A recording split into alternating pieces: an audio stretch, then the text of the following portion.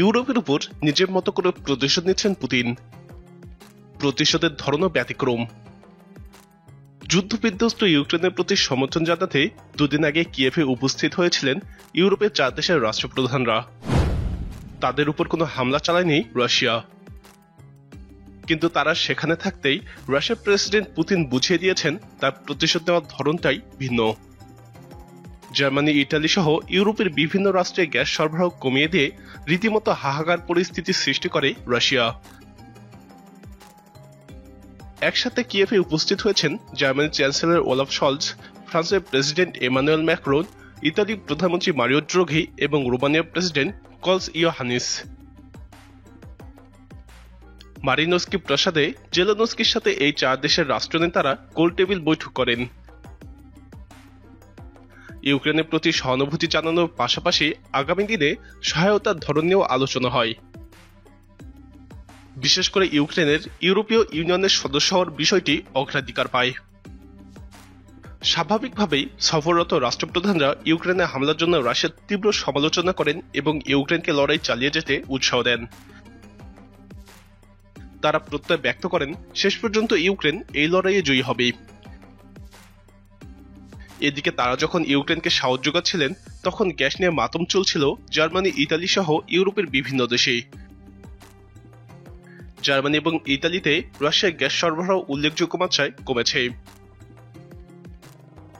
পূর্ব কোনো ঘোষণা ছাড়াই এভাবে গ্যাসের সরবরাহ কমে যাওয়ার ব্যাপারে রাশিয়া কোম্পানি গ্যাসপ্রম জানিয়েছে বিভিন্ন লাইনে সমস্যা থাকায় এবং সেগুলো মেরামত চলতে থাকায় গ্যাস সরবরাহে বিঘ্ন ঘটেছে। তবে ক্ষতিগ্রস্ত দেশগুলো বলছে এগুলো কেবলই অজুহাত। ইউরোপীয় কর্মকর্তারা প্রকাশ্যেই পুতিনের বিরুদ্ধে জ্বালানি সরবরাহকে অস্ত্র হিসেবেই ব্যবহার করার অভিযোগ করেছেন।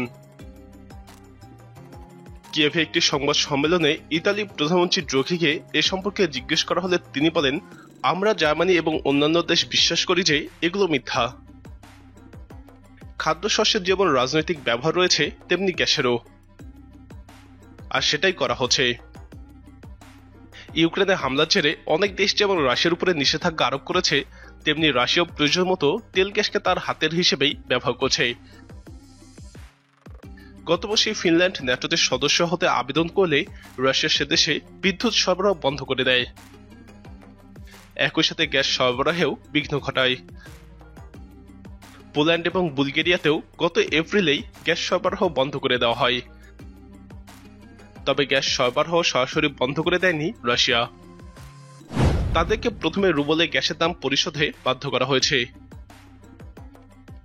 যেসব দেশ রুবলে বিল পরিশোধ করতে অনাগ্রহ দেখিয়েছে, কেবল তাদেরকেই গ্যাস বন্ধ করে দিয়েছে রাশিয়া।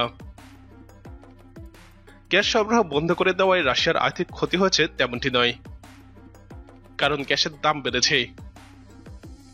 যাই হোক, পুতিন এখন গ্যাস নিয়ে লুকোচুরি খেলছেন। যে দেশকে সাহায্যের প্রয়োজন হয় সে দেশে গ্যাস লাইনে বন্ধ করে বসেন পুতিন। এতে করে ওইসব দেশের জনগণ দ্রুতই ঝামেলায় পড়ে যায়, ফলে চাপ দেয় সরকারের উপর। আর দেশগুলোর সরকার তখন বাধ্য হয় পুতিনের কথা মানতে।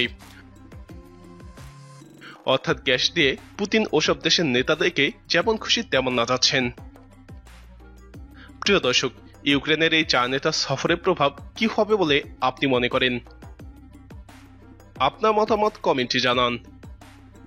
নিয়মিত এরকম ভিডিও পেতে আমাদের চ্যানেলটি সাবস্ক্রাইব করে আমাদের সাথে থাকুন।